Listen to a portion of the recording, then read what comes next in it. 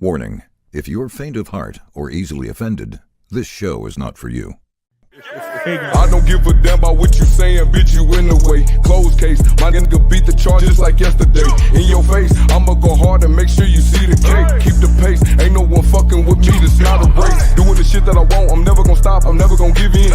Making my way to the top, I told you to ride, I told you to get in. Now you can't eat out my pot, it's filled to the top, and I'm about to dig in. You say I was doing you wrong. And honestly, welcome to the Go Rogue podcast, by the way. Honestly, I'm surprised we got people watching already because the time's different now. So for y'all that are just tuning in or you're doing the audio, obviously you didn't get a show last week. And I didn't make an announcement on the audio end of things. So the podcast, you know, as far as Apple and all that, I didn't make any kind of announcement. So there just was no show last week. What's up, guys? What's up, Joe? So the new time is 8:30. Just lifestyle change for me, more convenient for Hans. So we're just going to go that direction. So 8:30, which will be better for people more like Midwest or, you know, on the West Coast too, because it was technically early. You know, 7 o'clock was pretty early. Yeah. Out West. What's up, guys? Let's see. Pop some people up here. Yeah. What up, Graham? Joe? Brahman? Yeah. Furman? Man, we're just surrounded by men. That's all. Man here, man there. And then there's Brian. Then there's Brian, man. And Adam, what's up, guys? What's going on? Appreciate you guys tuning in. I didn't know how much of a turnout. We got 17 already, so maybe 8:30 is a better time. Maybe 8:30 is a better time. 8:30 East Coast. Hotel living. What? Graham's on the road. He's a traveling man, that Graham. Yeah. Yeah. Is that who brought me and my dog? No, it was a different dude. Oh. No, Nick. Nick. Okay. Nick, yeah. Yeah, Nick. Nick Lamson. Shout out to Nick Lamson. Yeah. What is it? Ugly Dog Transport? Something like that. I don't know. He's got a nice setup. Yeah. Professional land surveyor. I got you. Got you. What's up? What's up? What up, bro? Yeah, we had an import come from California to us. I haven't had that much time to mess with her. Like, I saw her that day and I took her for a walk a little bit. And then she went in the kennel and she's been in there. She's been How's out. she adjusting? Nervous, you know. And this is the first time I've ever got an adult dog. You know, I've always got dogs. So this is like my first. Well, that's not true. Ultras. But Ultras could care less where he's at. He could just, you could stick him anywhere. He could give a shit. If he's got a ball, he's fine. He don't care. So, you know, 3 days on the road from California to West Virginia. She was pretty frazzled by the time she got there, but otherwise she seemed good. She was happy, you know. Sweet. So we got her home, let her run around the yard. I saw her in the kennel last night. She really wasn't didn't want to get on her dog bed, but you know, she wasn't freaking out or anything. So. Yeah. Heard she's a big body bitch. She is a big ass female. That is a big ass female. That's exciting. Yeah, she's structurally absolutely beautiful. She just needs a little extra, I think, just a little extra. But overall, the bulldog. Let me tell you what, that oldie, that boy is getting huge. I can't just the rate on that dog is nuts. What Dina said, he was like 41 pounds already or some shit. Yeah. I mean, well, him and Tantrum are only like a month different. You know, he's like a month older than Tantrum, and he's at least 3 times bigger than him, which he should be because he's an oldie. Yeah, he's an oldie. Oh my God, this dog grows so fast. It's nuts. I wake up in the morning sometime, let him out of his kennel. I'm like, what the hell? Like, he grew overnight. He's only going to get bigger, bro. He's just massive. But he's a chill dog. Like, he's super chill. Yeah. Gets along with other dogs, doesn't chase a cat. Like, he's just super laid back. That's dope. Yeah. You can worry about that when you got a dog that's going to be, you know, that size. And then if you get along with other dogs, you're going to have yourself a problem. Right. says here, oh, these are awesome. If I got any other dog, it will be, yeah. Well, you know what? There's some things. What are some things that we battle with the American Bully? You don't have to battle with the oldie. Yeah. Right? Like, you don't have to worry about the under. Oh, he's undershot. Good. Yeah, right. Yeah. American Bully, you look at American Bully, and then everything looks good. And then you check the bite, and you're like, shit. And aren't they allowed to have a slightly high? I don't know about that. I don't know if they're allowed to be slightly high in the rear or not. The Bulldogs are allowed to. Yeah, the Bulldogs are allowed to. So probably the oldie, but I've just been letting him grow and figure that out as we go. Like, I'm not trying to obsess over it. Just whatever works for me. The beard has entered the room. What's that? The beard. What up, Brad? There we go. How was Do you hear us, sir? Yes, sir. Okay, good. Boom, boom. Frank? What's up, fellas? How's the pup? What up? Oh, doing great, Brian. Doing great. He actually he's starting to look the part. I was worried in the beginning. I thought the damn dog's a little lanky, but he's filling out. I guess that's not a bad thing. You know what I mean? Like, when they're born, when it's like fairly extreme female to an extreme male, and the puppy's not like, doesn't come out like super overdone, you should be happy, right? Because I mean, if you get a freak from the get-go, it's a higher probability the dog's going to break down the older it gets, you know? So. Let's see, what's he say here? Dropping our first litter in 2 weeks. Oh, well, you know what? That's a great segue to Brad, since he whelps. That's right. Other people's litters. So, Brad, let's do an introduction. Tell the people that aren't familiar with you who you are, your kennel, and how you got started. Brad the Beard Williams. We are Bando Bullies out of Indiana. Got a couple partners here, Crean Dunn and Kokomo, Tyler Flickinger in Peru. We're all about 30 minutes apart, so we kind of all work together for Bando Bullies. Got started not too long ago, back in 21, I think it was. Had game dogs all my life. My last one, she passed away, I think it was probably 2018. That one kind of hurt because I had her fresh out of prison. Got her from my dad. Had her for like 9 years. She was with me when I had nothing. She was with me when I had everything. So when I lost her, I was like, man, fuck these dogs. I ain't getting no more. Fast forward to 2021. Bought a couple.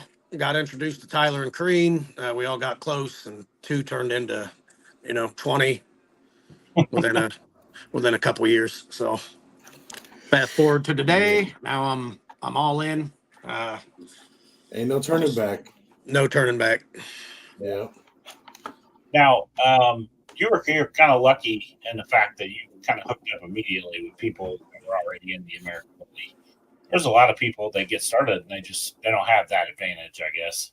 So you actually had people to turn to when you had questions. When you had issues, you had people to turn to, which is super nice. What's up, Mr. Ramos? I built a network pretty quickly. I used to breed snakes for a long time, ball pythons, Sumatrans, bloods. So, I was big in the reptile community. And when I got out of that, I kind of took the same philosophies on that right into the American Bullies. The first thing I started doing, before I even had show dogs, I was going to shows. I wanted to learn how people were showing. I wanted to see the different types of dogs, see kind of, what I envisioned or what I wanted to improve. Started meeting people, figuring out, all the different aspects of it. You got whelpers, you got the people that do reproduction and all that. So I wanted to be a sponge and soak in basically everything I could as quick as I could. And it turned out good. Yeah. Well, that's a kind of segue to a question I was going to ask is, a lot of people, when we come into the industry or to the hobby, whatever you want to call it, you kind of have an idea of what you think the American Bully is, right? And then after you spend some time in the breed, then you start to learn some things. and maybe your vision changes. Did you kind of get that? Did you think, okay, this is the American Bully, and then as you kind of went along, you kind of had to readjust? Yeah, a lot. You know, because I went from owning staffies to uh, very first bully. Just somehow seen it on Facebook. Guy in Kokomo had it, and to me, it was like I was like, man, that looks like the pitties, but so much more muscle. So I got that dog, and then within 6 months after that, I'm like, this isn't what I want. There's after Right. going to shows, I'm like, there's so much more out here. Like this is crazy. Yeah, and it depends on, and it really depends on like the group that you got involved in. I feel like they probably like helped you readjust real quickly. Where depending on, you show up at a show and the first hands you shake are the people that can potentially put you on the right or the wrong track. Exactly. Oh yeah, 100%. But the nice thing is you had a couple people with you that were familiar with the community. Yep. Right. So you kind of like Roger said, you kind of stepped into it like an ideal situation for someone starting new. Yeah. Yeah, I mean, that's me. What was it? I think so what really got me like hooked on true, what changed my whole vision was, I had a few dogs already, but I drove Tyler up to Illinois to meet up with Sam Liam. I think he was picking up a pup or we was doing something. And Tyler told Sam, that I wanted to see Grim. I'd never seen him in person.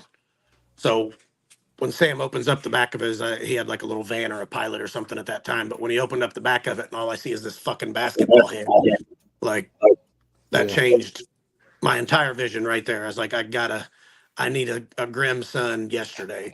So that's when I got Groot. And then, me and Groot, we taught each other the show ring. I had no idea what I was doing. And of course, therefore, Groot didn't have any idea what he was doing because I'm trying to show a dog and I don't know what I'm doing. So we worked through it. Yeah. I think the first time I met you was in Allentown. Yeah. We were trying to get in a damn restaurant. It was like, couldn't get in. Yeah. So we both had that in common where, Hold on, okay, go ahead. Quickly. So yeah, while he's doing that, Ron, I actually my own head 28 3/4. Push it back this way. Get on that. I have to. If I was a bully, I'd be an extreme. Yeah, I'm going to share some of my fitted caps with you. I have to special order them because. Oh, do you really? Can't wear the ones from small; they're too tight. That was scary. You all right? Yeah, Danielle decided she's upstairs doing online testing. She let some of the cats downstairs, and I've got 10 dogs down here that don't like cats. Oh, yeah. Whew. It's feeding time. That's what Medusa moved a lot quicker than her little fat ass normally does, so I knew something wasn't right. What's up, JR? So what I was about to say was, and I think we both had that experience where we think we know what the American Bully is, and then we meet Grim, and that fucks that all up. Oh yeah, bro. All the way out the window. 100%. Yeah. 100%. Shit. All right. Yeah. And then, for the longest time, I honestly, after that, I just went on like an extreme rampage. Like the more extreme, the better. The more extreme, the better. You know what I mean? And now I feel like, we're like 4 years in, and now I'm like, okay, now I've got some time to like correct again a little bit, and like maybe I'm going to dial it back a little bit, like trying to find a happy medium between where I thought I was supposed to be here and like me went to the super extreme end to over here.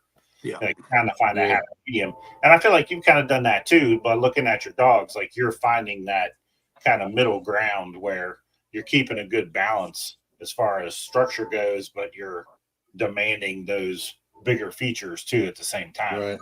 Yeah, that's something we started really focusing on. I guess once me and Groot started like winning at shows, it took a little while because, like I said, we was both pretty much ignorant to the show ring. We just one time Lou told me, he's like, your dog should have won best in show. He's like, you suck as a handler. It's basically what he told me. Like, this is my first ABKC And show. He's like, Lou keeps it real. yeah, Lou he keeps it said, real. like, if you would have been a better handler, you know, your dog might have went on to win best in show under me. He's like, take your time, practice. So after that show, like, I really started doing a lot more research on how to handle. I had a lot of people that helped me out. RJ gave me a lot of tips.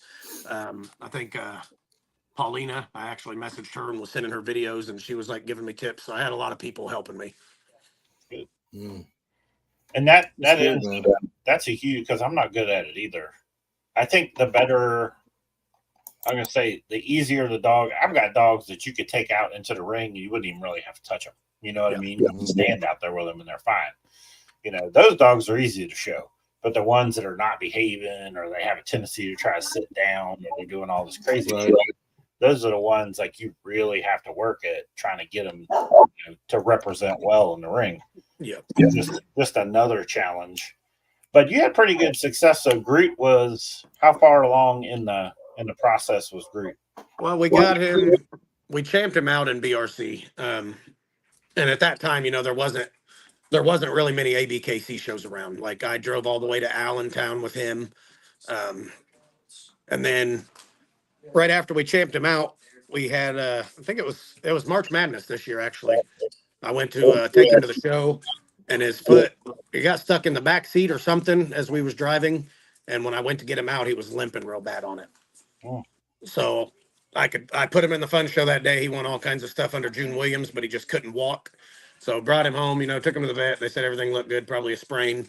So now anytime it like weather changes or if it's going to rain, he starts limping again. So he like developed some kind of arthritis in his front right foot. So that's why you never see me bring him out anymore. Like, Hans got to see him last night on FaceTime. The boy looks way better than he ever did in the ring. Yeah. But he just don't go out anymore.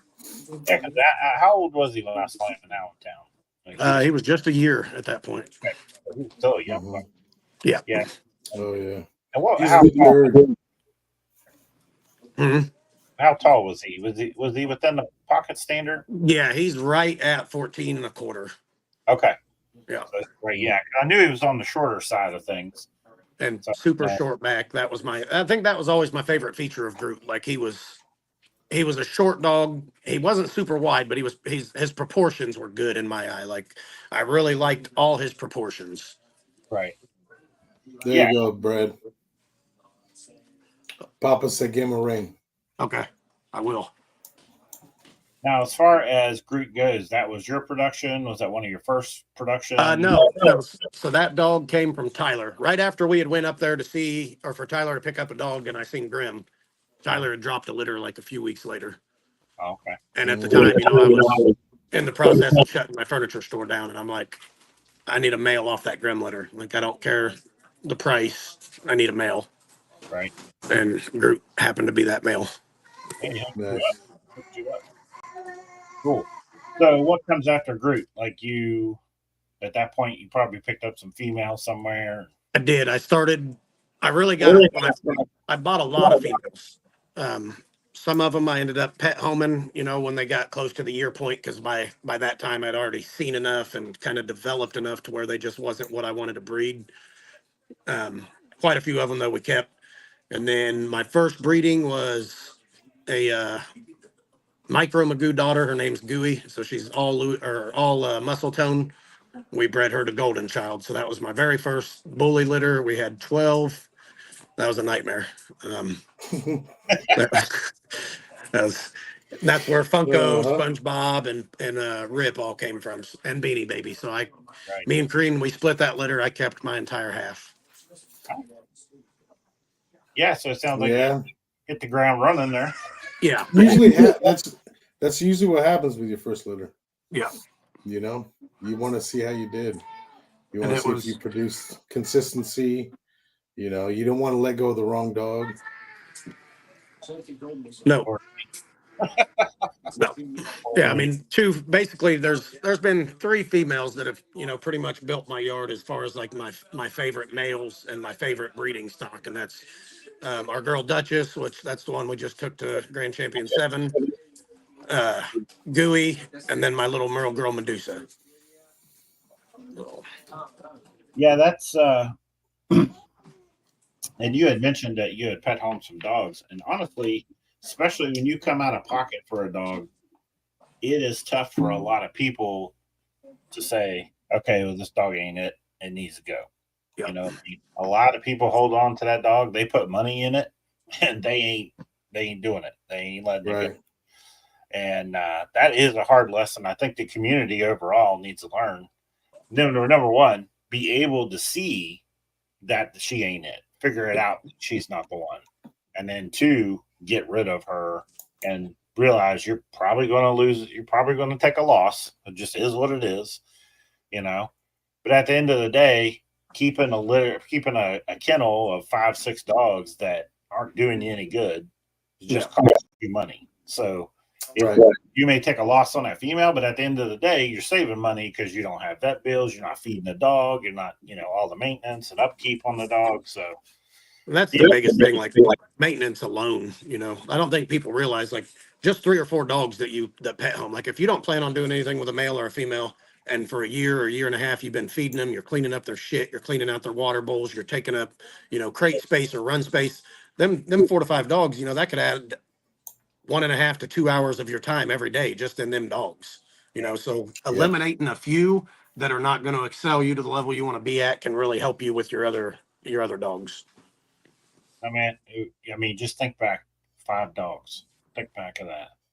Anybody remember when you had? Well, right here. Yeah. This, Chris said it happened so fast. Next thing you know, you have 8 dogs. I wish I had 8 dogs. 8 dogs, yeah.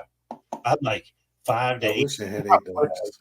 Even if I just had half the building, like it'd be 10 minutes a day. Yes. Yeah, we have right now 8 dogs just in the house right now. Yeah. Yeah, it's yeah. And it does happen. It probably did for you too. It probably happened. And that's one of the things I feel like where a lot of people get too many dogs or the wrong dogs because they do it so quickly. Yeah. They don't take a minute and say, okay, we want to add another female. But how much time is it going to take to find that right female? People just end up buying a bunch of dogs. You know what I mean? Well, it's so the majority of us are impulsive people. Majority of us breeders in the community are impulsive, and we have a chemical imbalance in our brain. We have addiction problems. Yes. Right? So a lot of us, move that addiction onto dogs. Addictive personality disorder. I mean, it's better than being hung up on heroin. So yeah, I think heroin might be cheaper though. You're right. It most likely is less stressful too. What does he say? This is the hardest thing I have to convince my wife, the kennel partner. Is that the getting rid of or buying more? I have a feeling it's a getting rid of. Probably the getting rid of. Because I'm in the same shoes, or I'll go out and be like, we don't need this female. Yeah. And I don't know how many times I've said that about Precious, and she just won't listen. That's a joke. Yeah. There's some dog here go out there and even look at him sideways, and she'd be like, "What are you doing? What are you doing?" For the first year, I wanted to buy, and people knew I was buying, so they were like messaging like, "Hey, I got this breeding. You want a pup?" And I'm like, "Man, yeah, let me," and it was like, it kept going. And then after my golden child litter, and then after I got Duchess, and I got to the point where I had a lot of ammunition to make the vision that I wanted. I had Groot, I had these golden child kids growing up. I had Duchess, I had Medusa. I mean, I had some nice stock. I finally convinced myself, hey, slow down now. There's no reason to be buying all these dogs. You're within the next 6 months to a year, you're going to be producing dogs that you're going to want to keep. Mm-hmm. And that's finally when I slowed down. That's been a couple years since I've bought a dog. Yeah. And it's like now when you start to evaluate, and that's the hardest part, is people don't really have early in the game. They really don't have the vision of what they need to build. They don't have a vision for what it is they have. So how could they possibly know what it is they need to buy to fix the problems that exist in their yard? You know what I mean? And I think it's right, probably year 3, year 4, like your brain starts to really move in and you say, okay, so I've got these dogs and these are all the great things these dogs have, but I need females that possess this. Right. That's a good time to start looking for those females. Now, the hardest part is, the trend is buy a puppy at 8 weeks, keep her for a year, figure out if it turns out all right. Then you're going to end up getting rid of it if it doesn't, and like, just so happened recently we just bought an adult female, and I was like, this is kind of nice because there's nothing I have to do. Like, There's no guessing. yeah, she showed up. She's nice. Okay, that's it. We're good. I guess we just wait for her to come into heat. Yeah. But so I see the advantage in that, buying those younger adults, even younger adults, where if a dog's 6 months old, you can get a pretty good guess of what you're looking at by the time they're about 6 months old. At 8 weeks, you don't know shit. You don't know shit. I know a lot of breeds, and you'll hear veterinarians and people say, "Oh, you can judge a puppy by 8 weeks." And I'm like, not our breed. You can't judge our breed. Right. Because literally, I can show you puppy pictures of dogs that look exactly the same, and they grew up and they look totally different. But when they were 8 weeks old, they looked exactly the same. That, do you? I think when you're whelping the litters too, it's like I make my picks a little bit different than a lot of people. Like I like to see, I like the dog that progresses more over them 8 to 10 weeks than I do the dog that looks the best at 10 weeks. So like if I've got a dog that looked amazing as a pup and it still kind of looks like the same at that 8 to 10 week mark, okay, that's a nice dog. But if I've got a dog that, as when it first came out in 2 to 3 weeks, it looked like fucking Dobby off whatever that show is. And then all of a sudden, at 6 to 7 weeks, it's like really transforming and catching up to that other pup. Now I've kind of transferred my eye to that pup to keep an eye on. Yeah. I don't even like looking at them till they're around 6 weeks old. I mean, I look at them, I play with them. Yeah. I get them, I play with them, I'll cuddle them, I'll kiss them, help socialize them, but I don't really like look at them till they're about six weeks. Yeah. And the first thing I look at is movement. Movement's the very first thing I look at. Is this dog function? Is this puppy functional? Is it as close to sound as a puppy should be at that age, And then I'll look at the, the other features, the things that we all want to see, big buttholes, all that. But random shit. Now, this is my experience, might not be y'all's, but in my experience, all too often I'll look at a pup that moves really well and I say, yeah, that dog moves really well, but it's not that dog. You know what I mean? It's not that dog. They very rarely are. They may end up that way by 2 years old. You know what I mean? But initially, those dogs that tend to move a little better or have a little bit better structure also tend not to be the most extreme in the litter. They tend to be kind of the middle dogs. You know what I mean? Scrawniest, but not the most extreme. Balanced. Yeah. The most balanced dog. And that's hard because, when you get that little crazy freak pop out, you're like, there you go. That's what I need. Well, I mean, you also, we're the type that keeps like 3 or 4 out of every litter. So, it's easier to do that, because then at a year, if a couple of them don't work, you got family members that want dogs. Right. And, But see, our biggest goal in every breeding is to produce the next show dog, right? Yeah. I would love to be blessed with an extreme style stud that'll get used, but our priority is putting something in the ring.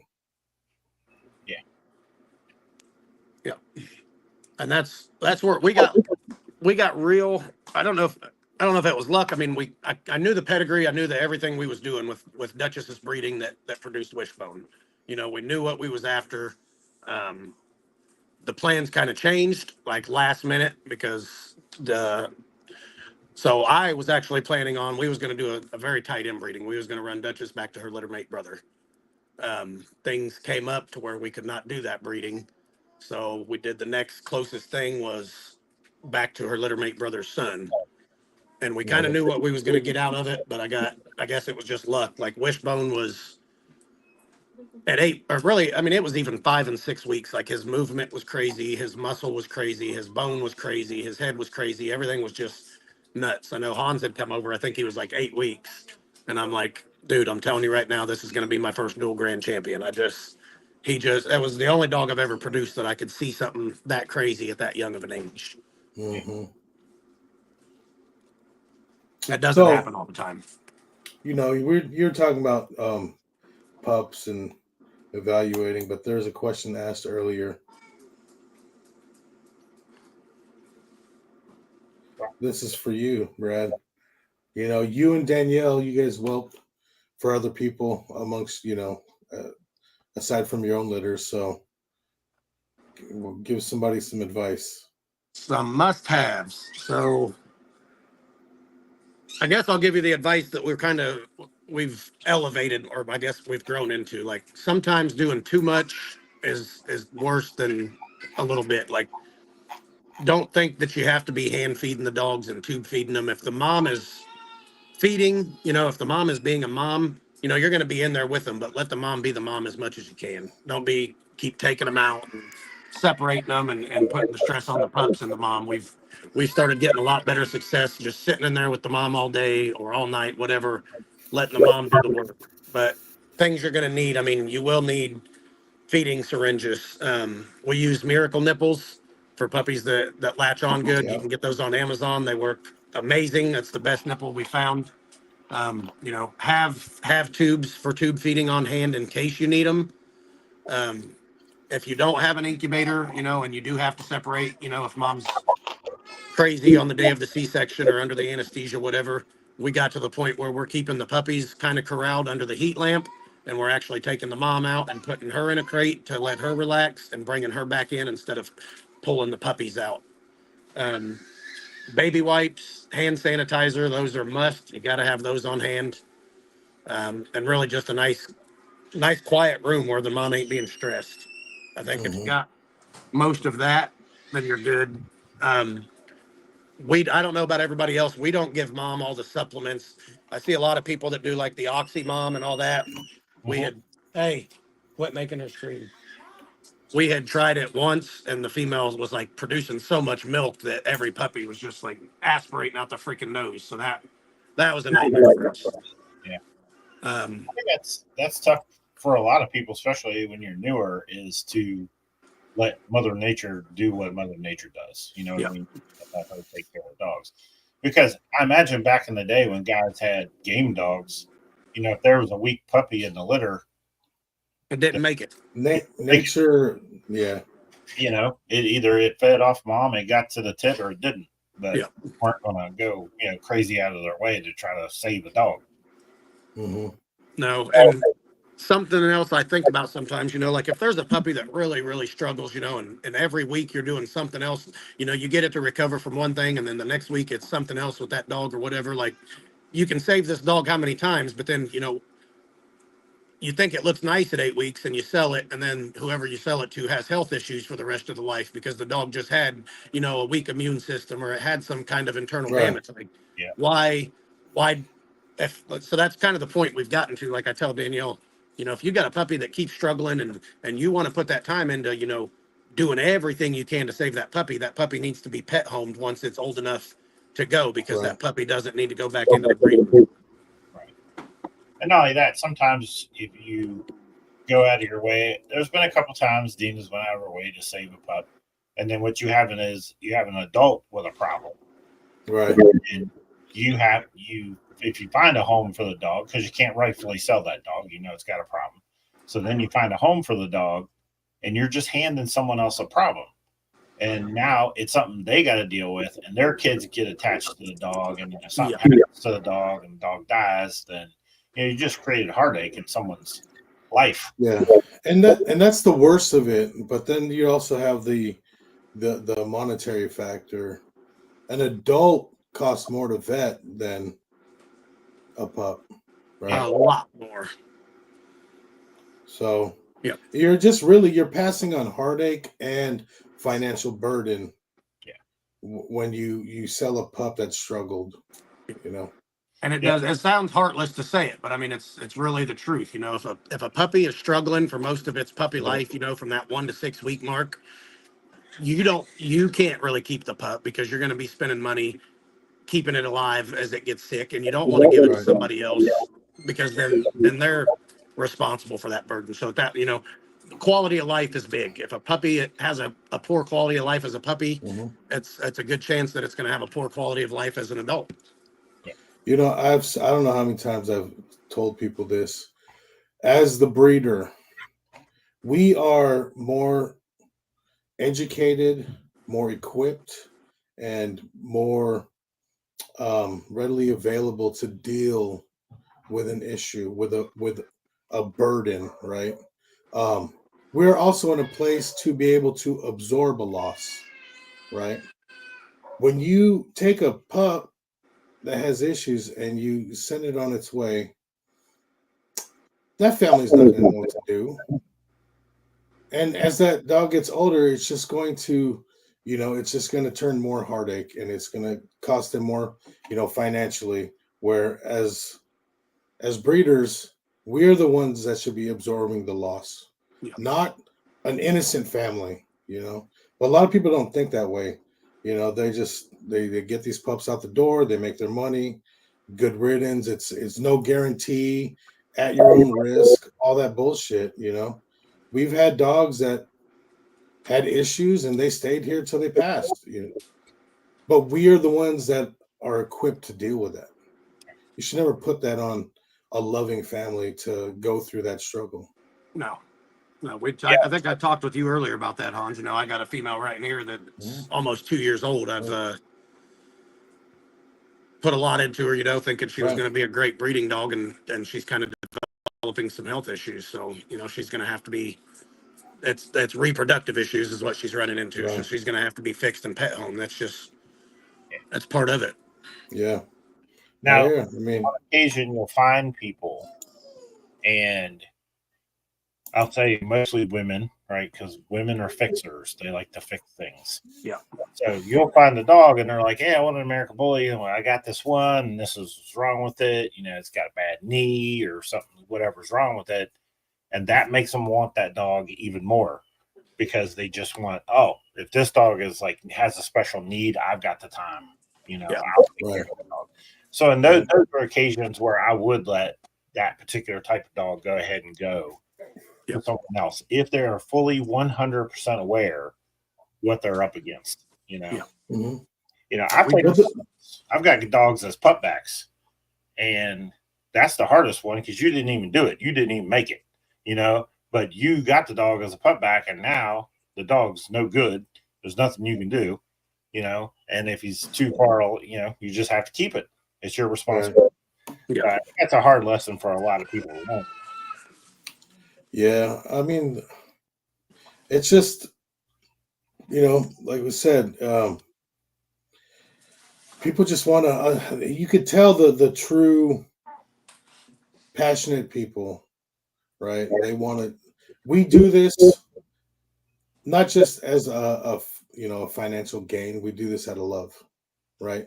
We do this because we love our dogs, right? A lot of our dogs stay here till they're no longer on this world, you know.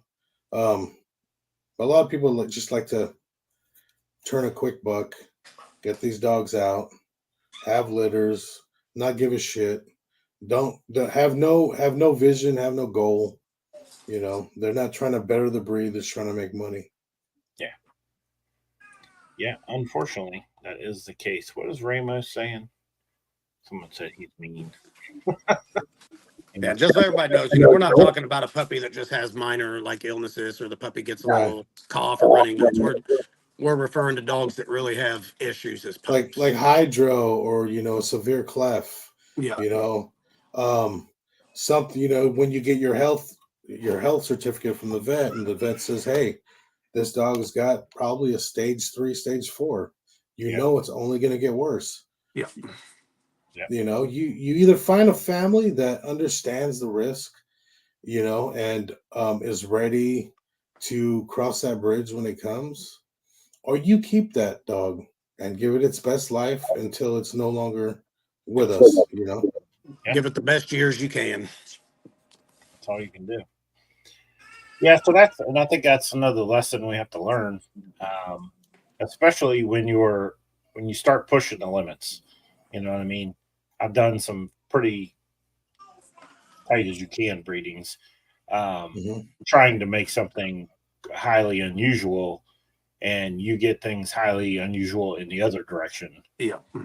You know, and you have to be prepared before you do that breeding, before you do father-daughter breeding or something super, super tight. Right. You have to understand that, yeah, I'm shooting for a thing, but I might produce something highly undesirable. And that's my responsibility. I have to take care of that. Yeah. If I can on the hobby. Yes, this Yeah, I mean, that's you it. should mostly always be putting more back into your program than what you're putting in your pocket. I mean, I'm broke 99% of the time because, you know, I get money and I'm like, oh, you know what? The dogs need a new floor in the dog barn, or man, wouldn't it be nice to put another heater out here? Or, you know, I freaking picked up a damn commercial dog dryer that looks like a big kennel, and the dog goes in and it's got glass doors and it's a fucking big blow dryer while they're in there. You know, just shit like that. That, you know, I feel like if I'm giving my dogs a nice bath out in the dog barn in the middle of winter, you know, I don't want to be putting them back in their crates or whatever, or letting them outside wet. They're gonna go in the dog dryer. Yeah. Yeah. Like every time I walk in the kennel, I'm like, I really need to redo these floors. But I know, yeah, that's going to cost me. If I do it the way I want to do it, you know, it's going to cost me $8,000-9,000. Yep. So I'm like, oh man, like it's a hard life. But at the same time, I want to be able to walk in my kennel and be proud. Number one, to show it to anybody. To walk in and say, hey, this is my absolutely. And most of the time, people will walk in your kennel and they won't see the things that you see. You know, the things that just drive you insane. They won't necessarily see that, but that attention, you need to have that attention to detail to take care as best as you can. Take care of your dogs. You know. We see, when you pick your own stuff apart, you see a lot more than what most people do. Because, I mean, I hate to say it, but a lot of people don't pick anything apart. You know, their dogs are living, and that's what it is. You know, they get the fire emoji. Man, you see us posted on Facebook every day, and I'm just, how in God's name are you guys putting fire emojis on that shit? I don't know. But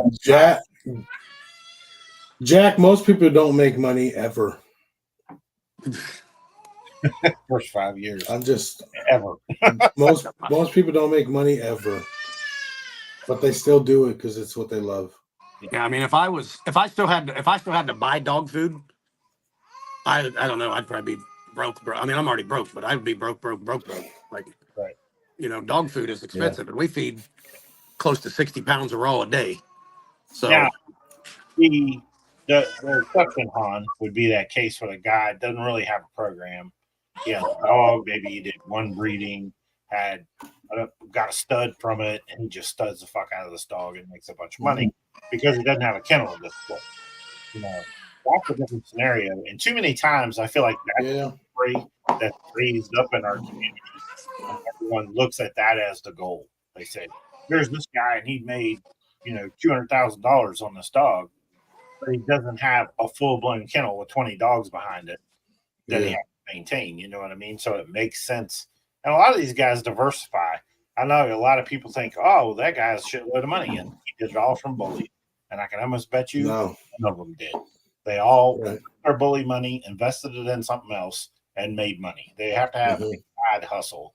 Stop believing that these guys have, you know, brand new fucking cars and $1 million houses and that's 100% bully money. That's bullshit. It's not true. Oh yeah, it's not. It's got to be reinvested into something that's always got a return. And you'll see it too. You'll see people with successful dogs or somewhat successful dogs or successful programs, and you'll see them slowly step away because their other businesses require more attention. Their other businesses are more profitable. The dogs were a means to an end at that time for them. But now they took that little bit of dog money they made Like you said, they reinvested it. They got side hustles, and those things are taking off. Now I'm going to minimize how many dogs I have. I still love them. I still have them, but I don't have a breeding program because my other businesses take too much of my time. I see it all the time. If you really pay attention to even, I don't know, 3 years ago, there was probably 10 people I can list that were big into the dogs. It fueled their side businesses for a little while. They took off, and now they're not in dogs anymore. No. And if that's a lot of it's real estate, well, some guys get into investing in stocks. They take out bully money, they buy stocks with it. They turn into day traders. Like there's a lot of options out there that they take that bully money and they use it to spring into something else. Now, don't get me wrong. There are guys out there that have done that, and they're still in American bullies. They're still doing it for the love of it. They knew that the American bully got them to where they are, give them the means to do that other shit too. Yeah. So some people stay in it, but a lot of guys don't. Ramos wanted to know what you're feeding, Brad. What are you doing now? Because you're doing all raw now, right? All raw. Yeah, we have. We're kind of elevating now. So our regular blend was just 80% meat, 10% organ, 10% bone. We're after this week, we just got a shipment last night. So next week, our base blend will be 70% beef, 10% tripe, 10% organ, 10% bone, and then we're also going to have a premium blend. It's like 67% meat, 10% tripe, 10% bone, 5% spleen, no, 5% heart, 2.5% spleen, 2.5% liver. So that'll be kind of our premium blend. For you guys that don't know, you sell it, right? Yeah. We actually deliver pallets to Pennsylvania, New Jersey. We got a lot of states that are gonna start selling it in their own states. Nice. But see, that's the thing. Like Brad got into these dogs, and all his side hustles revolve around dogs. Yes. Yeah. That's true. Everything. For a while. He turned to, I did the graphics thing for a while, and I've been getting back into it just for the fun of it. But I think that another thing is if you are a entrepreneurial type, that you could be in this breed for so long, and then the other things become obvious to you. Yeah. Like, oh, you know what? I could do this, or we could do that, or you could always do a little something to create a side hustle. And sometimes those things help pay the bills. Sometimes those things are the things that are the reason why you're still able to have all the dogs that you have. Right. Yeah, 'cause we have a lot. Let me see. What is it? Being processing your own. So you have someone else processing it for you? Are you doing it yourself? So we actually get our raw from a plant. This plant, they have 35 different blends. So just about, I would say probably every online raw dog food place that you see that sells raw dog food online, even the big names, they all get their raw food from this plant. Yeah, I've seen some of their trucks there during pickup. So yeah, I know basically they supply a big portion of the country. Yeah, nice. Well, you're kind of there in. You're in the Midwest. There's probably a lot of availability. Here, we don't have a lot as far as cows go. In the mountains, there's not a lot. There's not a lot of beef here. So, at one point, we were able to find a butcher that was actually willing to do that for us, but it was just on a small scale. And then when he's out of season, then the raw's out of season. Because he's basically fuck that. He's building the raw out of the scraps that he's not using. So he can hit he can hit the volume that you want and what mixture you want, but when he's not busy, he's not making raw. So that's when you tell your bullies to hibernate. Yes, I'm like, just hibernate. They're good. Night. You ain't eating for 3 months. Like we've got the land and the space. We wanted to do like our own plant, but when you start looking, we started looking into it. Like the grinders, all that's, affordable. The mixer is affordable. The coolers are affordable. But when you start getting into like the bone crusher, just to crush the bone up, you're looking at 25 to 35,000 minutes. Yeah. So that was what kind of deterred me away. I'm like, man, that'd be a long time to get enough return to cover the cost of this bone crusher when I can just get it from a reputable place that's been doing it for 35 years, Right. and not put that much money up front. And not to say, just will say for you guys that do feed kibble only, it's one of those situations. If that's what works for you, then that's what works for you. Right. Everyone does something different. We went through phases where we did 50-50 raw and kibble. We did phases where we did all raw. We did phases where we did all kibble. We changed kibble. We probably had about 7 different dog foods in the years we've been in it. And eventually you'll settle down on something that works for you. The hard part in the summertime, it's hard enough to keep flies out of your kennel, and it's hellaciously harder when you got raw meat and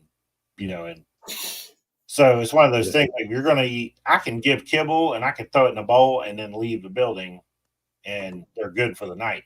But when I'm feeding raw, I feel like I need to hang out, let them eat, get those bowls picked up, get them cleaned up. Just the amount of bugs and shit that attracts is no good. It took us a minute to get our system down, so I especially with our runs, after we get everybody rotated in the morning, whether they're in the dog barn or they're already in the runs, whatever, as we take the raw out, we hang it on the fence, and by the time we get to the end of that row of runs, the first dog is already done eating. So we go right back, we pull the food out, get them inside. So that it took a while to get a system, but the raw, anybody that's ever fed all raw, 100% raw, the amount of poop and the smell of the poop is so much less.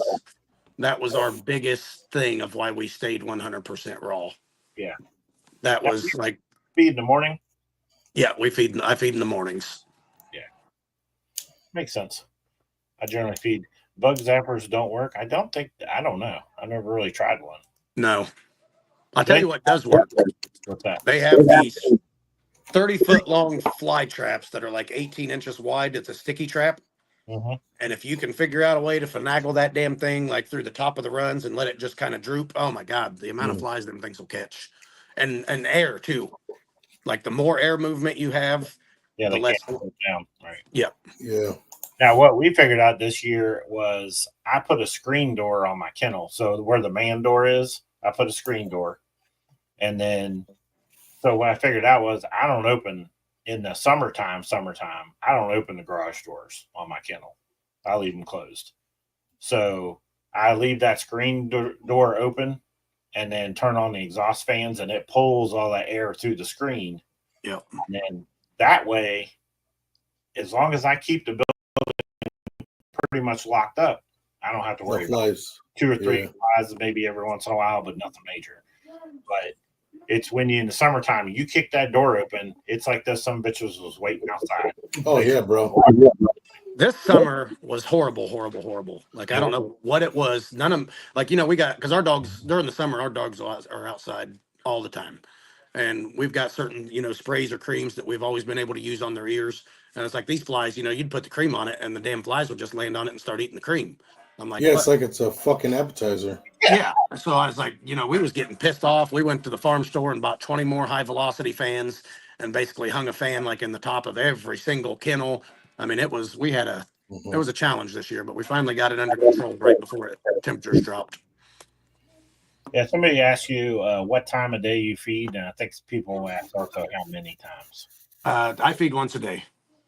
Feed once a day in the mornings. Usually, I'll get up early, let all the dogs out, get everybody situated, running around, clean out water bowls, get the waters changed, and then I'll do feedings. It's probably usually 11 or noon is when I feed. Okay. Yeah. What about you, Han? What do you guys do? Feed the evening? We feed at night. Yeah. We feed them right before we put them up. We've done it all. Fed in the morning. So we fed in the morning and let them out. And every morning there's still shit in the kennel. Then we start feeding in the afternoon. Feed them, get the heat of the hottest time of day. We'll bring them in. We'll feed them. let them take a nap, relax, and then when it starts to cool off, we'll let them all back out. Well, there was always shit in the kennel. So then we're like, hey, we just progressively got later and later. Then somebody suggested feeding him at night, turning the lights off, so all they have left to do is just sleep with a nice full belly. It has probably reduced the amount of shit by half. Yeah. So Makes sense. we strategically feed at night. I think It's the last thing they do. another thing Eat and go to sleep. People is stop feeding your dogs so much. I don't know about y'all, but I have a tendency to give my dogs too much food. Yeah. I just happened to walk over one day and I noticed like my kennels were shit explosions in the morning. And I'm like, what in the hell? I go over and look at the label on my dog food, and it's like 100-pound dog should get 3.5 to 4 cups. And I'm like, oh damn. Okay. I went and checked my scoop. I'm like, how big is my scoop? My scoop's 8 cups. Oh shit! Holy shit! I'm giving like 7 Machiavelli Ultras, Ice Age, Future. Those dogs are getting 8 cups of dog food, and they're eating it all. They're gonna eat it. Oh yeah, they're gonna eat it. They're shitting everywhere. Yeah, so because they're gonna eat. They're gonna eat as much as they want, and then come back later. Yeah. So I'm like, oh. So I started giving them a half a scoop, which is about 4 cups, which doesn't look like a whole lot, but apparently it is. No. I mean, depending on the brand of food and the quality. Yeah. They have lost a bit of weight. I mean, like Inukshuk is so rich. That like 3 cups of that is almost more than enough for any dog. That stuff is dense. It's very dense. Yeah. Yeah, they and we were having here's the other thing. I think you had a problem in Inukshuk too with the getting the shits. I was having a problem getting the shits. I was like, but guess what? When I backed off that food, shits went away. And I'm like, too much protein. If I eat too much protein, I get the shits. Yeah. So these dogs are eating way too much. They're on 32, so they're at the highest protein level, and they were just getting the shits. But as soon as I backed their food off to where it should be, all of a sudden, shits went away. And there wasn't so much of it. Mine was bacterial, and I don't know that it was from the Inukshuk, but I know that's what I was feeding at the time was marine blend. And after we dealt with that and the entire yard coming down with it, like that was a nightmare. That was devastating. Yeah, we had 26 dogs at the time, and every single one of them had Campylobacter. And I don't know if anybody's ever had that, but the way these dogs shit and the way it smells when they have Campylobacter is one of the worst things you'll ever smell. And we almost lost Wishbone once we got him on the antibiotics. He had a bad reaction on day 5. Had to rush him to Purdue. He was there for 3 days. I mean, it was after that spiel. That's when I went 100% raw, and I never looked back. What's up, Antonio? Not to say it was necessarily the food, but obviously when you're in that desperate of a situation where something's going on, you make all the changes at once and don't worry. Yeah, it was basically just change everything. I mean, we got rid of kibble. We put in like a $4,000 water filtration system, for the dog's drinking water. I mean, we done everything possible that we could think of. Yep. Yeah, we put the filtration system in. I even got a food grade hose, because I'm like, well, if I do this and I filter a water and then I run it through a just stupid ass rubber hose, like it's making it nasty again. So I went out and bought like a longer, like a 50-foot RV. It's got an inner lining in it that's hard plastic, basically. Yeah. So got that. That way they can have fresh water. But those are all little things. Like if you're just getting started, have that. Don't feel bad about it. Like shit, just give yourself time. We all started with the same shit. You know what I mean? We didn't have right, and you make adjustments per what's going on in your kennel. Yep. Right. We haven't really had to adjust much. We still feed a Inukshuk 32 split with raw. So we do both.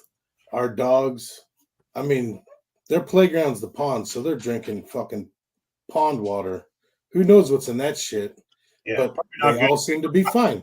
They all seem their guts can take it, right? So yeah, it's change when you need to change something. When you notice something that's adverse, then start making incremental changes, right? Yep. Don't just be like, and it's got to be consistent. Like this dog has a watery stool. Well, the dog probably ate fucking grass or a stick or something, right? Make sure that stool's consistently watery for a couple days before you decide to react, right? So, like, our dogs. Well, that's why being the first person in your kennel, seeing what you have to clean up, knowing what dog shit what, it's probably one of the most important things a breeder can do every day, right? Just pay attention to poop. Which is Pay weird, attention to but poop, it's so true. which is weird. It is.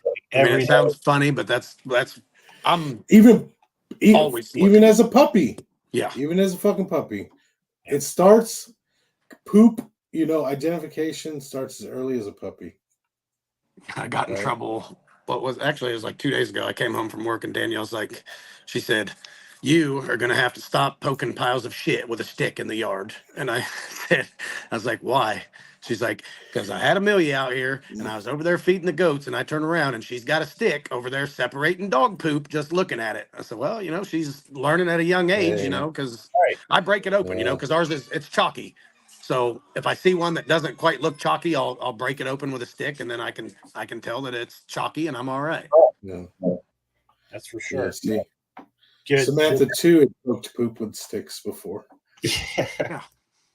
And this one, I'm swapping to night feeding. I'm willing to try it. You know what? I don't think night feeding is going to help with the poop, because by the time you get back in there in the morning, there's going to be shit everywhere. Yeah. But You got to do what works best for you. I think if the least poop was your goal, it'd probably be feed in the morning, if you have time to put them out. Yeah. If you have time to put them out and let them get their poops out Hey. while they're out there. But dogs have reserve. They have reserve colons, bro. You think you feed in the morning and it's all gone by the end of the night? You're fooling yourself. it's true. That reserve tank kicks in and it fucking unloads. You're always gonna have shit. You can't stop it. You can't stop shit. You can't. I've got one dog, okay, no, actually, there's 3 of them that do this. So with the raw, you basically get one shit a day. That's what we kind of look at. Like, when I clean everybody's kennels and get everything situated, the next morning I go out to that run, there's only one pile of poop from the day before. But it never fails. When it's wintertime and I'll put them away at night, that dog will poop during the day, but then as soon as he's in his fucking cage at night, I'll be putting the other dogs up and he shits. Like, he does it. I think he don't like the cage. He would rather be outside, and I can't do it. If it's -20, sorry, bud, you're coming inside. I know you don't like it, but you're coming in. Yeah, and I've had probably the biggest irritation is you start on one side of the kennel, you spray everything down, you squeegee, you go to the other side, you start spraying everything down, you look over and they done shit in the side you just got. Oh yeah. Oh, you great. assholes. We have a female that's infamous for that. I swear, like, the only time she holds it is when she's outside. Because the moment she's back in her kennel, and we're not talking about like a crate. We have kennel space for our dogs. The moment she's back in her area, piss and shit, automatic. First 30 seconds. She's comfortable. That's marking her territory. I don't know what the hell she's doing. For me, it's puppies. You take a puppy, trying to teach the puppies, you take them outside, they poop. You're like, hey, he's been outside 15 minutes. He took a poop, he peed, he come in the house, he runs through the house, stops, and shits on the floor again. Did you save shit? Like, did you? Well, I better not jump it all out here. I need to put some in the house. And you're out there praising them. Oh, that's a good boy. Yes, we're finally catching on. And then you walk inside and there's shit. Yeah, we don't train them, bro. They train us. Yeah, that's pretty much what it is. Yeah, they train like, hey, you think you probably trained me? No, I trained you to pick up my shit when I take one. That's all it is. Because no matter where it happens, it can happen in the grass, you're gonna pick it up. It can happen in my kennel, you're gonna pick it up. So I just trained you to be my fucking personal shit picker upper. That's it. We are their assistant. We need to walk beside them all day and pick up after them. I don't pick up shit though, not outside. I'm let nature take its course. That's right. You hit that, you get your blade down low enough, you just Sometimes if the wind blows, fucking funny. you might catch a little poop on the cheek. You know, I wear glasses while I'm mowing. Little pink eye the next morning. Oh, fucking A. Kind of feel it rain on your face, or especially the weed eater. How many people caught a weed eater shit to the face? Oh, That's bad. It happens. yeah, that's bad. It happens. That sucks. We got a nice setup. We built so when we put our fence up, we literally we purposely put it 10 foot away from the field. So we have 10 foot of yard, and then we have 10 foot of real high weeds, and then the cornfield. So every day, we go out there with our stall rake, we pick up shit in the yard, and we just throw it right over the fence. It goes in the high weeds, and that's all we got to do. There's like one little 20-foot area there that we throw it over the fence. The weeds are always taller than the apple tree right there, and everywhere else they're only 3 foot tall, but it's just nice fertilization in that area. Yeah, no doubt. Like your grass probably grows right there. And the chickens love that area for some reason. Yeah. Is there there's no company out there that wants to buy dog shit? I think it's good. It's not good for fertilizer, I don't think. I I don't know, man. The corn grew really good right there by my shit pile this year. Dang. Like it was definitely, especially if you're feeding raw. If you're feeding raw, you don't have any like byproducts. You don't have any like fillers. You don't have none of that shit. You're feeding raw. I feel like that's more organic, right? That'd be corn I'd sell to someone else. I'd be like, this is your. They do plant different types of corn. They plant corn for people, and they plant cow corn. Feed corn, yeah. Corn.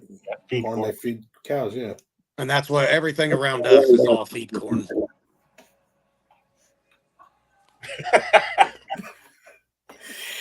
Nobody eat the corn from Brad's house.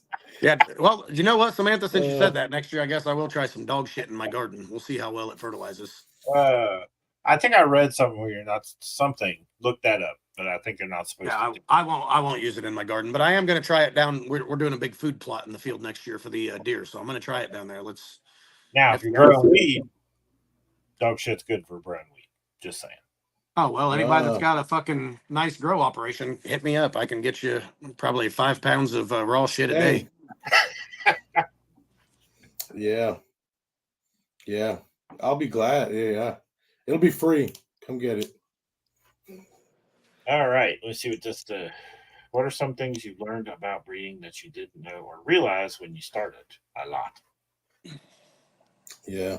Get him, Brad. Probably the biggest thing I learned is that once you start breeding, you don't get to make plans. You don't get to make schedules. You don't get to I can't tell my mom I'll be there at 1:30 because at 1:15 something's going to fucking pop up and I'm not leaving. So basically everybody that knows me has kind of known that they've come to know that I'm not going to be at any certain point at any given time because something always comes up and the dogs are always addressed before anything else. Mm-hmm. No vacation. That's what right there. The man who's been doing it for many years. Yes. No vacation. I would love to know the game plan of some of these breeders that get to go on vacation. Like, what do you do? How do you do that? You should write a book because I'll buy that shit. It's so hard to get somebody. I don't even like fucking reading, but I'll buy that shit and I'll read it. How do you go on vacation being a breeder? Nobody will take care of your animals the way you do. Exactly, bro. The trust level is fucking microscopic. We do have one. We do have one girl, and because she's a vet tech, and we got to know her because we go to that vet. We know her as a person, pretty well. And we also have cameras so we can watch as she cleaned and took care of the dogs. And, I'm confident if I need to go out of town and I put her in charge, the dogs are taken care of for sure. And well, she could even vet and give them shots and shit if they needed it because she's a vet tech. You found the golden ticket. Yeah. But even at that, we don't use her that often. You know what I mean? It's just like, we appreciate it, but at the end of the day, if I can stay home and say it's a show and I can stay home and Dina can go, that's probably what I'm going to do. Hopefully Dina don't have no houses to show this Saturday. I don't know. I don't know what she's up to be honest with you. We meet up at night in the house. I'm like, hey, how's your day? And blah blah blah, and then then we fall asleep and wake up.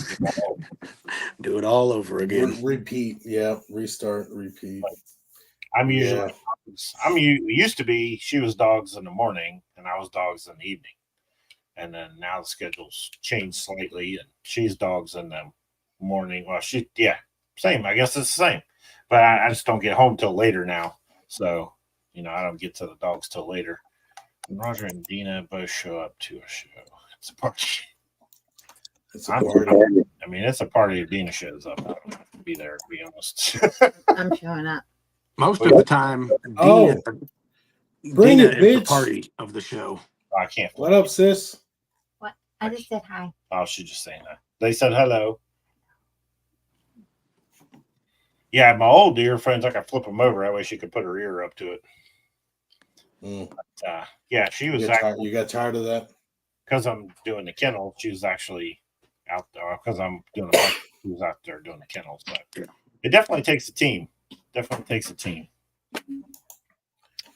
Bro, We're getting. I would not be able to do this shit. Well, it's Samantha's fault that I have to do this shit.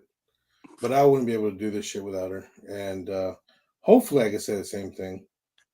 I don't know if she's still on here. I don't know. I have no idea if she is or not. Same right here. We're getting there. If you guys got questions, now the time to throw them in the comments. We've had a few here and there. We've been holding back, waiting. This is it. Get them in there. She said, I am. She's waiting for you. Ain't saying some weird shit. When do you find out? Yeah, I know she's watching me. What's wrong? We didn't do good? Every once in a while, we'll get off the podcast and she'll be like, what the hell are you talking about? But well, now that it's later, we are about 90% done with our day. Now that it's 8:30, the sun's down. We're about 90% done with our day. So she can indulge in some podcasting. Yeah, that's cool. What's the best tip to find buyers for pups? That's actually a big subject. Yeah. But yeah, Brad, chime in on what you think. And I don't ever find buyers. I just share a lot of pictures of my puppies, and usually, like, anytime somebody messages me, it's, of course, one of my keepers that they're messaging about. So I do a lot of co-owns, and that's probably after the first of the year, I'm going to switch over to basically nothing leaves here outright. Everything is either co-own or pet home. It works out good for me that way. And I think we all, honestly, and I don't even know if I want to, but I think we all haven't really made the efforts that a lot of other breeders do, and that's to find or primarily focus on our dogs going to pet homes. There's like Yorkie breeders and all these other, and they're in every one of these dog for sale fucking places advertising their dogs. Right. I don't do none of that, like, ever. I'm not involved in that. I'm not trying to push puppies out there. It is what it is. Yeah. It does depends a lot too on what dog it's off of, and I know it shouldn't. I know that if it's a good dog and it has breed type and it has great structure, it shouldn't matter who the dog is off of. But in our community, it matters. It matters. And that's just part of it. When you have a popular dog and you have a litter off of that popular dog, it's going to be easier to move your puppies. Yep. And that's why you see everyone breed to the same dogs, because those dogs are popular in our community and they know that the ones they don't keep, they're going to be easier to move just because this stud was marketable. And you have to have an audience. You have to, if you're posting pictures or you're doing whatever, you have to have X amount of people that sees them in order to even get inquiries. Yeah. Right. Yeah, if you're new in a community, I mean, you're just throwing farts in the wind. I don't even know how long. I don't know how long. It was just like nothing on Facebook, wasn't getting no love, on Instagram, wasn't getting no followers. Like it was a long, long time before things started moving. And so it takes time, and you just got to keep posting. You got to keep at it. You got to keep using the hashtags. Eventually, you'll want to not use them because of asshole graphic artists and everyone else messages you. Mm-hmm. But you got to do what you got to do, and you got to keep doing it. And it'll look like you're throwing it all out into the void, but eventually, someone will notice. Yeah, you're doing it right. Someone will notice. And even to this day, I'll do a post on Facebook and I'll post a dog and I'll get 50 likes on it. Like, no good. So it doesn't look like it goes anywhere. But then later, I'll get messages about that dog, and that tells me that there's a lot of people seeing it. They may not be reacting to it. They may not be sharing, and then you'll post one every once in a while and it'll get 400 likes. That has nothing to do with the dog or nothing to do with you as a breeder. That is the algorithm of the social media that you posted on. It either gives you favor that day or it doesn't. Right. It's funny too, because I'll have conversations with people will bring up something I posted about, and they want to have a conversation about it. And we discuss the topic, but they did not interact. They did not engage on the post, right? So it's it's funny. You're seeing more than you think, and one day it's a matter of time of the right person seeing it. Me, I don't. Did you share? You guys share the groups much? I used to. I just don't. I don't anymore. I used to, but used to, but now I don't. I might post in a group once a month. I think the only time, if I'm sharing like stuff I 3D print for the community, like that kind of stuff, I'll share that in the group. Yeah. But there's a lot of tire kickers in our community, and I feel like if you post in those groups, you get a ton of tire kickers just asking you the same questions. You send them a link to the website, all the information's there, and they're still asking it to you in the messages or whatever. So I'm like, right, yep, cool. And then sometimes you end up. The longer you're in it too, as you sell puppies to people, you build relationships with them. They come to your house, they see your setup, they see your dogs, they like what they see. A lot of them people come back. They see a breeding that you're doing, and they're messaging you. Like I've gotten 3 people already that are like, "Hey, if Duchess takes, I want on the list," and that's one of them breedings. I'm like, "Yeah, I don't know if anything's leaving." Right. Yeah, I know that feeling. Yeah, we have breedings like that too. Yeah.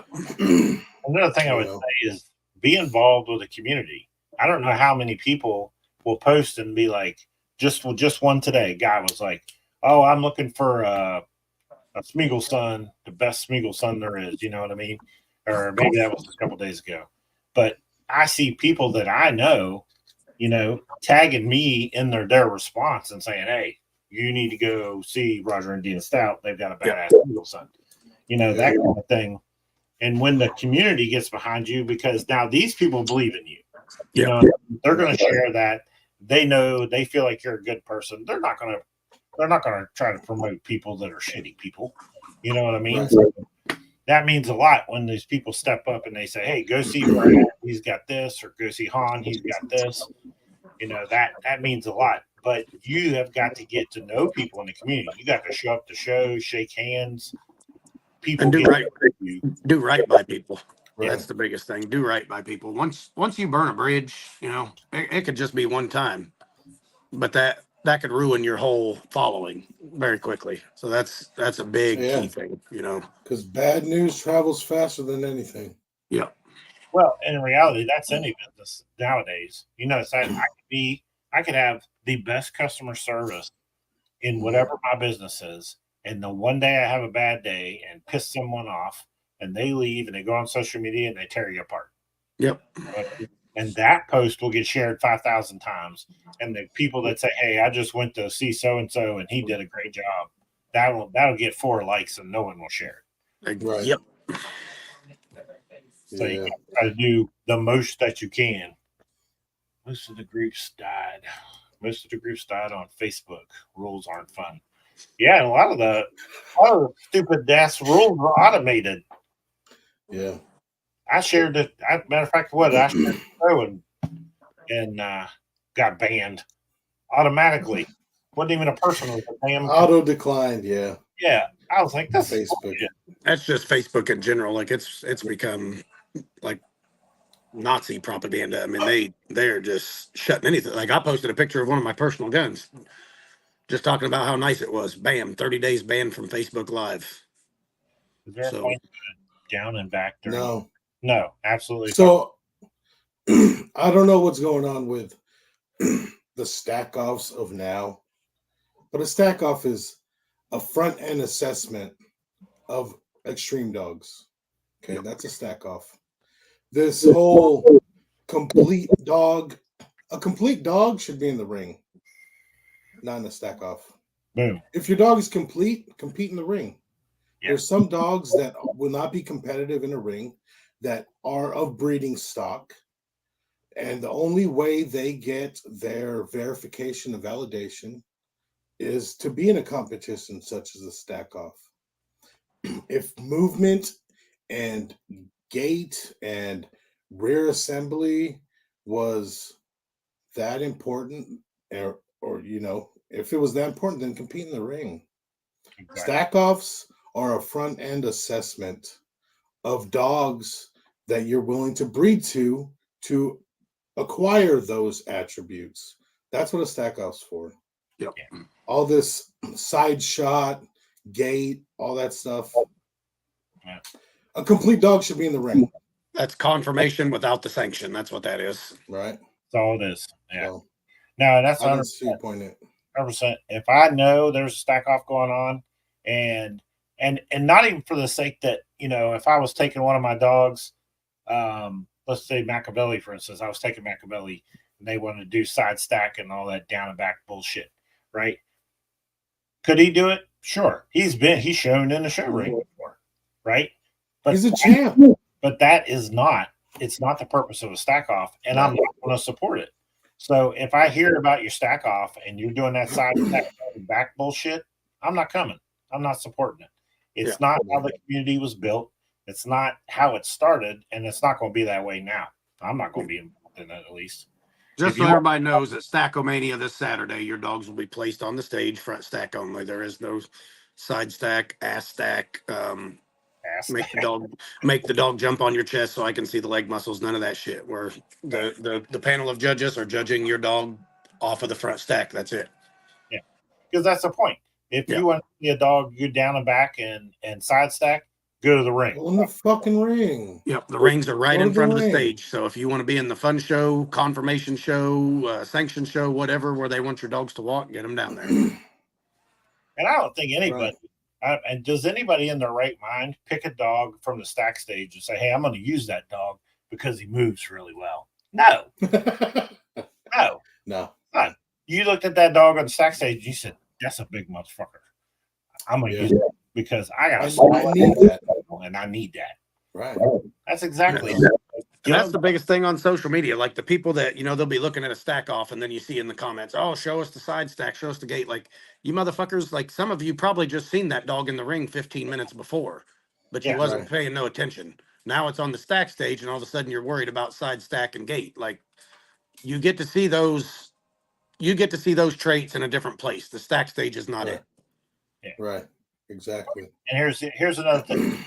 No one doing better than you will ever do that. They never will.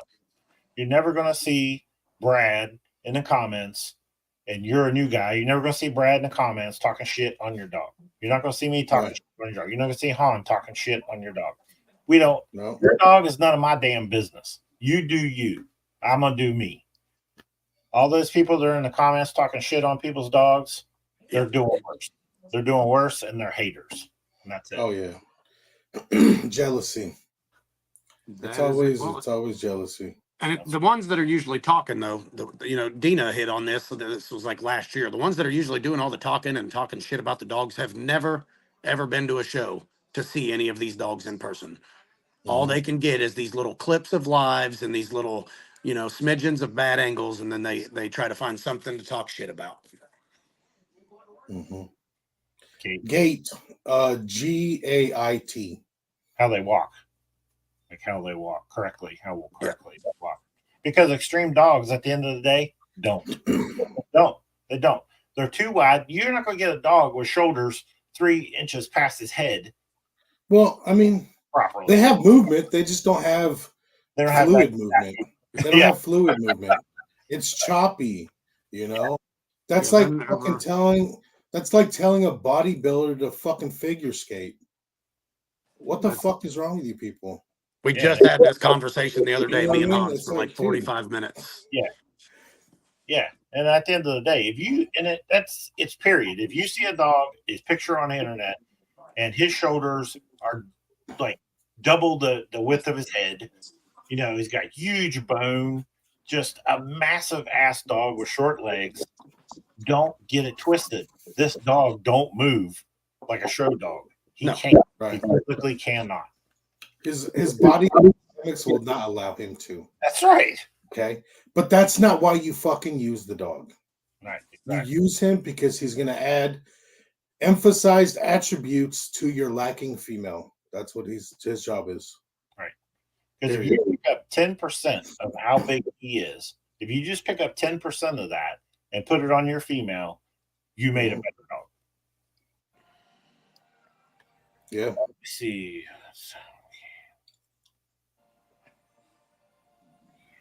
What are you saying now? Some can lineman. A lineman, like an offensive lineman, they can move. Okay.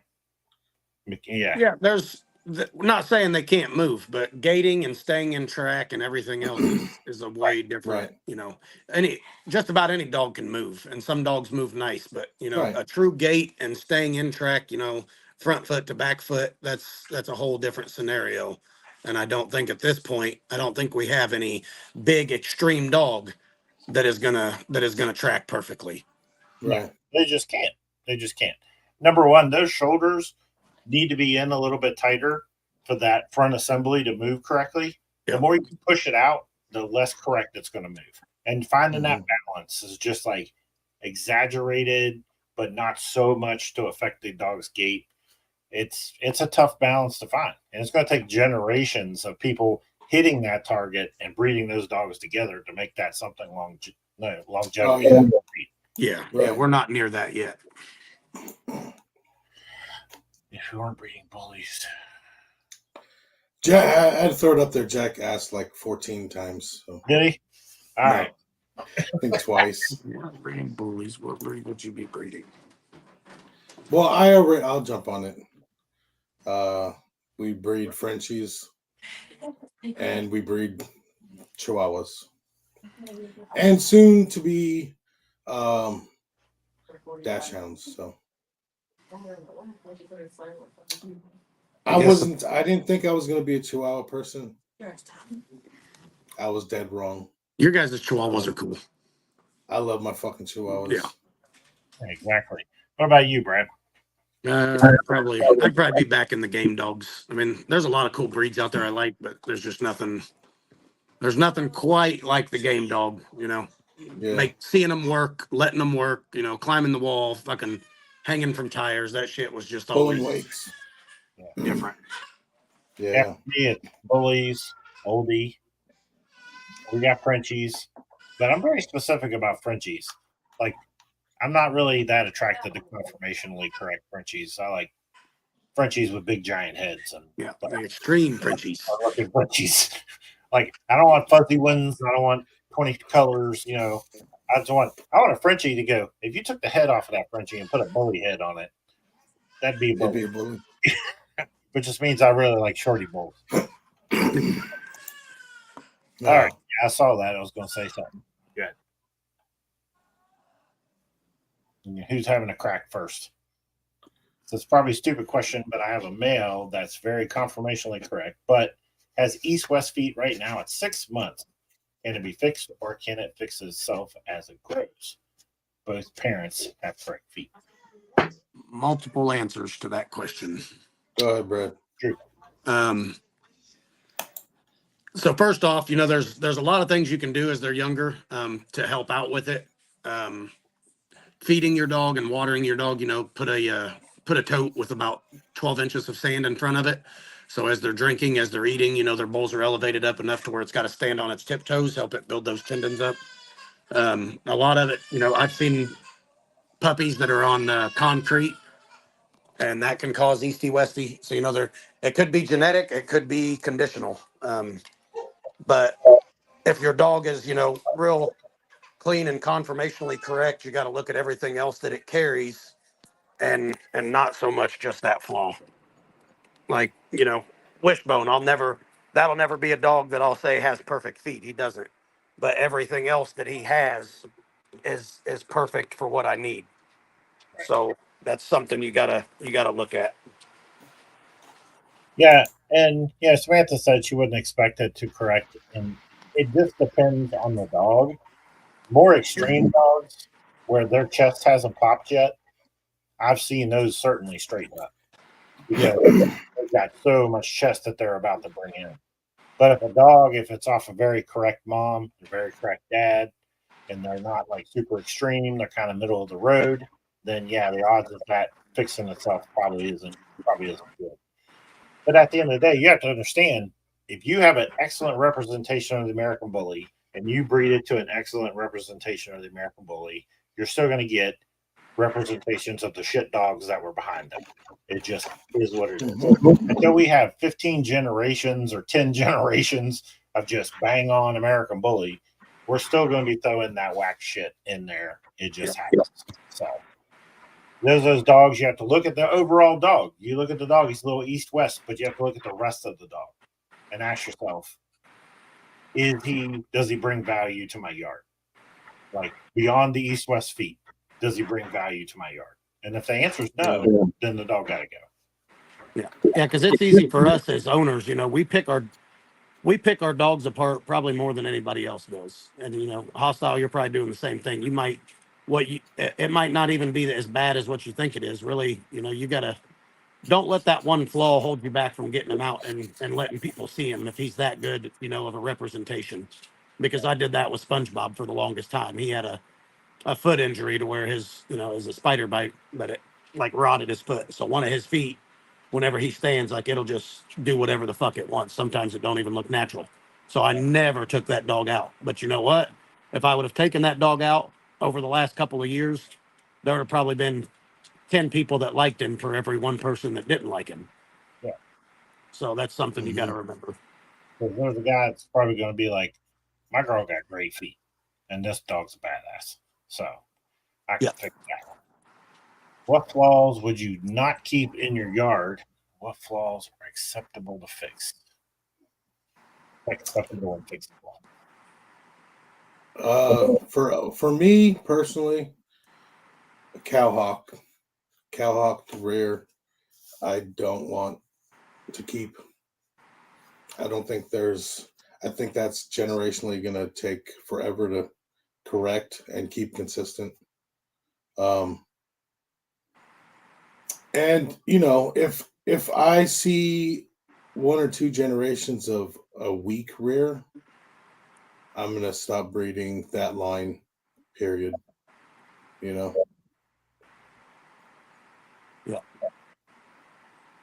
For me, I know short tail is one. I don't like it. But also the biggest for me is aggression. I don't know if that's really considered a flaw or not, but it is. It's a part of the characteristics. Yeah, like I've had plenty of dogs that are badass dogs. I mean, badass dogs, but they just, if they have any kind of major animal aggression or especially human aggression, that dog just doesn't get bred. It's out of the program. Yeah, I mean, there's stuff that people never talk about that still show up in our breed. Don't let people lie to you. There's a Rajah still pops out every once in a while. That's an automatic, gotta go. Yeah. The short tail thing, I don't know. There's a tolerance. It depends on how short, because there's a tolerance. Right. Yeah. I mean, if I'm talking nub tail. Yeah. No. Yeah, Like severe kinked or nubbed? No. it's gone. And even small, like if it's this too short from being full length, you know, I'm not that worried about it. And the other thing is you got to understand, if you got a dog standing in front of you and he paints the picture, like you literally, he paints the picture for you, Right. and he's got a minor kink in his tail. Do you shit that dog? Do you shit on that dog? I mean, I hope I'm at a level one day that I can. I hope I'm at a level that I can look at a dog and go, nope, got a kink in his tail. Fuck him, he can go. You know what I mean? That he fits the picture that well, but he has that one little flaw. If it's a little foot turned out or a tiny kink in his tail or something tiny, and I can say, nah, he can go. Because right now, those dogs are too valuable. They're too valuable. If they fit the picture, and I'm saying fits the picture, because again, if a dog has a little kink in his tail and he's east-west, oh, now we got problems. I don't want compounding flaws. No. I don't want compounding faults, you know. No. I don't want to have to fix too much. You know, if this dog's got easty westy and stiff stifles, why am I going to breed that? More than one. You know, more it could be extreme and perfect everywhere else, but why do I want to breed that? Now I'm gonna take those two things and breed it to a female who probably has her own flaw. It may not be as severe, but she's got a flaw somewhere. Right. Now I am attempting to produce dogs with 3 times the amount of flaws. Right. And hope for a good one. And hope for a good one. That math don't math. Yeah. You know? And what I'm saying by that is if you have a dog that's a little east-west, I'm not saying keep him and bring him to the show. No. You know what I mean? Like, maybe not. Maybe it's not the dog. I guess what I'm saying is there's dogs you will keep in your yard that are not dogs that go to the show. Yeah. Right? Because they are tools for you to breed with, but that doesn't mean they're tools for you to bring to the show. They may have certain attributes, but because at the end of the day, you bring a dog to a show, they're going to be looking for a reason to tear him down. So why give them a reason? You know what I mean? You're using that dog as a tool. He has a flaw. You know what the flaw is. You're going to breed away from it. That doesn't mean you have to represent it to the whole community. Just make sure whatever flaw the male has, the female does not possess. Because if the litter is going to be majority mama, so you already have the chance of it's going to repeat itself. So don't compound flaws that way by breeding 2 of the same flawed dogs. Look down at short-tail female produce, and she probably will. Yeah. I mean, you got to understand, she caught a gene from one of her relatives down the road that had a short tail, and it may never show up in 4 or 5 more generations, and then out of the blue, boom, it'll pop up in one puppy. It just happens. That's the thing. A lot of people, you know, we got to be looking at the grandparents, the great grandparents, the great great great grandparents. You know, stuff can pop up that you don't expect. Right. Yeah, and no, Adam, what we're now talking about, like the kink tail, like you left blinkers on, taking a turn. You know, well, I'm just saying, you feel down the shaft of the tail, and you feel like a little inconsistency in it, that kind of thing. That's not. We're not talking about the full out bulldog kink tail kind of situation. Yeah, no, I stay away from that. But we've also seen. So I don't know. I've had a couple vets that have said, you know, like you get a real large litter, like 12 to 13 pups, and you get a dog like that's right in the middle, and he comes out and he's just got that small kink right at the tip of the tail. Mm-hmm. And I've had vets say, you know, that can be because they were so crammed in there. Yeah. Oh, absolutely. Yeah, they can have a ton, and you could see puppies that are super small when they're first born, just based off the position they were in, and then by the time 8 weeks rolls around, that little tiny dog that wasn't no good, you didn't think he was going to be any good, ends up being like the best dog in your litter. Yeah, right. He's not, for some reason where he was located, he just wasn't given, optimal, environment. Yeah, no problem. I don't want nobody Brad, weird ass dogs. your crazy redneck twin joined the party. Uh-oh. Who's that? Mike. Matrolka. Oh, he's in here. Look, I wore my green hat, my Irish gangster hat. I had to kind of fit the theme from the picture. Yep. That's funny. All right, fellas. Well, I think it's about that time. I appreciate you coming on, Brad, and kind of sharing info with everybody. Yeah. I think as much as we like to have those super successful like OG breeders come on, they really can't necessarily relate with what we're going through currently as breeders. You know, some of these OGs, I would love for them to have their maybe challenge them. Be like, start a new Facebook page. Don't use a picture of yourself. Like try to become another successful breeder without using the name that you already built for yourself. You know what I mean? And then that would give people an idea of the truth of the matter, because it's tough now. It's tough for everyone. Some people get it's tough. Yeah, before everyone jumps off, Brad has a show this weekend. You want to go ahead and plug that? Oh yeah, Bando Bullies Dog Day 3. This Saturday, it's been advertised as the Bully Bonfire. Unfortunately, our county, Howard County, just placed a fire ban because we've had like 30 field fires in the last couple weeks. So won't be having a bonfire, but we will still have the s'more station for the kids. Emily is bringing a couple of bouncy houses, 60 category fun shows, 3 BRC shows. Overnight camping is allowed. We also have the bracketed Stackomania. All those winners get belts. It's going to be an all day fun time. All day fun time. Anybody that missed, Bando Bullies Dog Day 2 and watched it on the lives, that was a crazy day. Saturday is going to be perfect weather, 65 degrees throughout the day. So, perfect sweats and hoodie weather. If you're camping, bring some blankets because it's going to be about 49 at night, but we're going to be out. We're going to be hanging out all night. It's going to be a fun time. Yeah, I think that's where Bring It Bitch was born. It was the birth of Bring It Bitch. Yes, that was anybody. Don't worry. Go ahead. That was my most popular reel I've ever made. Was just a clip of Dino looking at Jeremiah and saying, "Bring it, bitch." I think it was like 975,000 views. That was the only reel I ever almost hit 1 million on. So that's wild. Damn. I'll tell everybody where to find you as far as they want to check out your dogs for your kennel. Where you find me, Brad the Beard Williams, on Facebook. We do have Bando Bullies LLC on Instagram. We don't use it as much as we should. Between work, the dogs, the shows, everything, we focus just on Facebook. That's about it. Cool.